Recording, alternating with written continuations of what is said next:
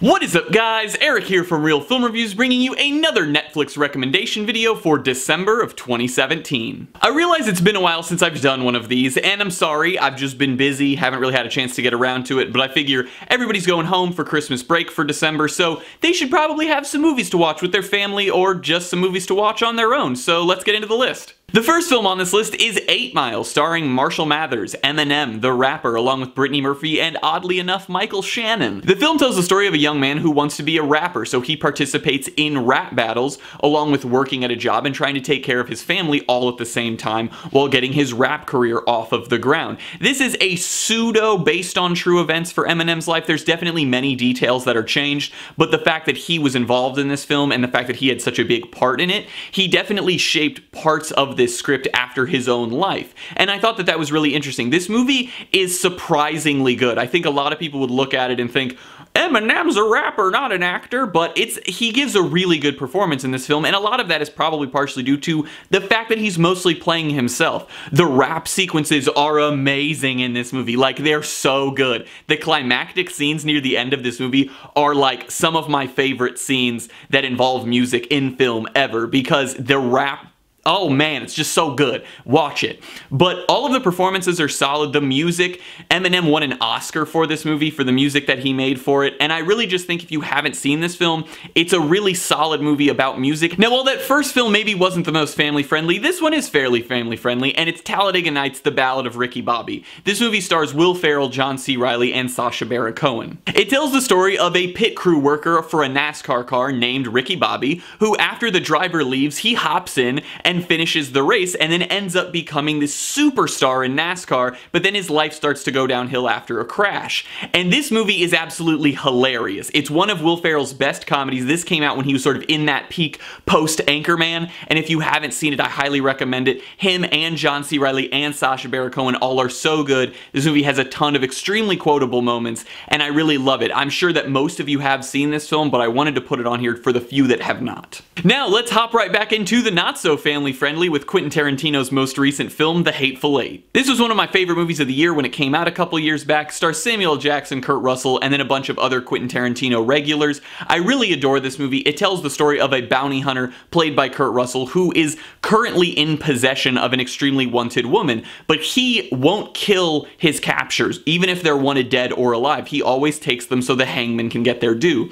But when he gets snowed in with 7 other people at Minnie's haberdashery up in the mountains of Wyoming, he's forced to try and defend her while there are a bunch of other people in this cabin and no one knows what anyone else's goals are. It's a very suspenseful but amazing film with super good performances that are really underrated, and I absolutely adored this movie from beginning to end. It is a rather long one. It's about 3 hours, so unless you're prepared for that, maybe don't start this one, but if you have the time, I would definitely recommend it. The next movie is a rather forgotten about animated Disney film called Meet the Robinsons. It tells the story of a little kid who is an orphan who wants to meet his parents, or at least know what they looked like. So he tries to create this thing that makes it so he can look back at his own memories. When this invention fails, though, he makes an acquaintance with someone that says he's from the future, and to prove this, he takes him to the future where he can meet his actual family in the future. And all of this is to try and capture this guy who's trying to destroy the future the way that it is known. It's a very fun family movie, and I'm honestly not sure why so few people remember it.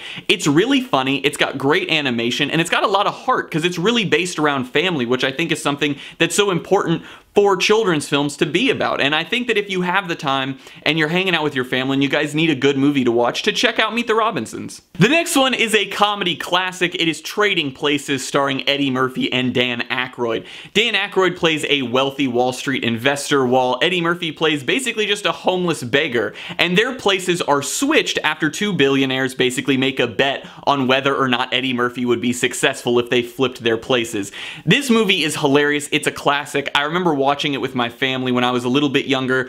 The first time I saw it, I thought it was going to be stupid, but it really is so funny because it shows the different ways that people look at the world while also just being a classic comedy. Dan Aykroyd's hilarious, Eddie Murphy's hilarious. The actual story has a really good arc. All the characters have good arcs, and if you have the time to check it out, I definitely recommend it. It's maybe not the most family-friendly comedy because it is rated R, but it definitely has a lot of funny moments, and maybe if you guys are a little older after the kids have gone to bed and you want want to watch something funny, check this one out. The next film is Noah Baumbach's While We're Young, starring Ben Stiller, Naomi Watts, Adam Driver, and Amanda Seyfried. The film tells the story of a married couple and a filmmaker played by Ben Stiller, whose wife is Naomi Watts, who are kind of just in a slump in their lives. He doesn't really know where to go with his artistic talent, and their marriage is sort of just stagnated until they meet this young couple played by Adam Driver and Amanda Seyfried, who are like these super chill and cool hipsters, and they basically revitalize their life, but in doing this, they begin to grow apart sort of because Ben Stiller becomes so enthralled with this lifestyle. The movie is a really great sort of pseudo coming of age story, but for older people, and I really liked that about this film because I think that that's something that's different. It's almost like a coming of age story for a midlife crisis type of film, and it's very enjoyable in that sense. All the performances are really good. Noah Baumbach is a really talented writer, so the movie's extremely well written. It's very sharp, and I really enjoyed that. And I think that the story that it tells is one that's so important because it's sort of showing how young people and old people are so different, but how they can have things in common and be friends and enjoy life, and they can teach each other different things because they're from different generations. And I thought that that was a really cool sentiment for the story to have. The next movie is one that I'm not going to talk about for super long because most of you have already seen it, or if you haven't, it's something that you probably want to see, and it's Moana, the newest Disney princess film. It's about a girl who grows up on an island that they're never allowed to leave, but when their island sort of begins to decay, she's forced to go out on an adventure and try to figure out what is causing this and try to save the people on her island. It's a very great family animated film. It's got a lot of very heartwarming story elements and really cool animation. Really great animation for the water and the hair in the movie. I know those are two very odd things to point out, but they look phenomenal in this film.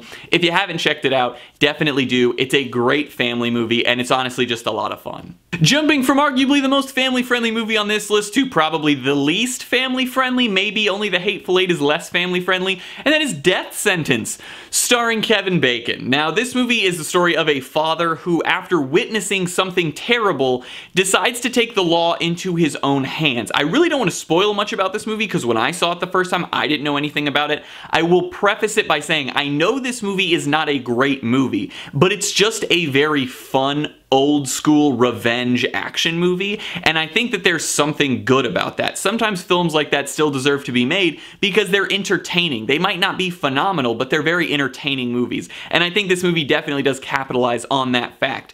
If you like Kevin Bacon, and if you like old school revenge films like Death Wish and things like that, definitely check this one out. For sure it's not a family-friendly movie whatsoever because it's very violent, but I enjoy it, and if you like sort of somewhat cheesy action films that feel kind of old school, this is one for you. The next film is one that actually came out this year. I think it technically was in award contention last year though, and that is Gold, starring Matthew McConaughey. It's a movie about a man who is a prospector who tries to run a gold business, and after meeting a geologist, they decide to go to the jungles of Indonesia, where no one has ever tried to find gold before, and find gold. This movie is really well done. McConaughey gives a phenomenal performance, and it's also based on a true story, which is really crazy. So if you like based on true story films and you like Matthew McConaughey, check this one out. It has a lot of twists and turns in the story. Corey Stoll is also in it. Edgar Ramirez is.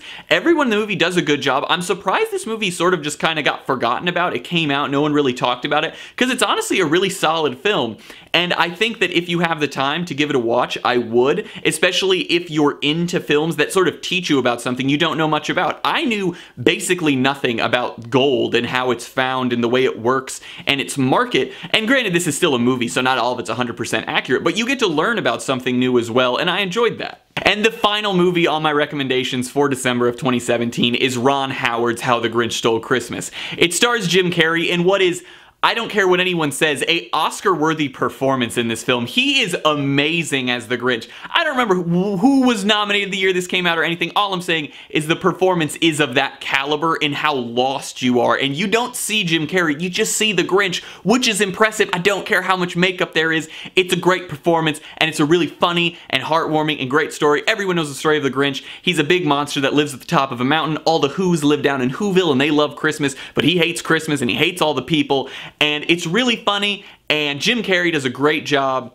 And I think that if you've never seen this, if you've only seen the old animated one or you've only ever read the book, definitely watch it because it's a ton of fun for the whole family. It has definitely a mix of jokes that are intended for kids and intended for adults. And I think that that's the biggest strength of this film, is how it really is able to be enjoyed by anyone of any age. Well guys, those are my recommendations for December of 2017 on Netflix. If you enjoy any of these movies, comment down below. If you didn't like them, comment down below. Always love to know what you guys think of my choices. Hopefully they help alleviate some of your free time, give you something fun to watch with the family. But as always, I'm Eric. If you enjoyed this video, please do like, subscribe, comment down below, and hope to see you guys later.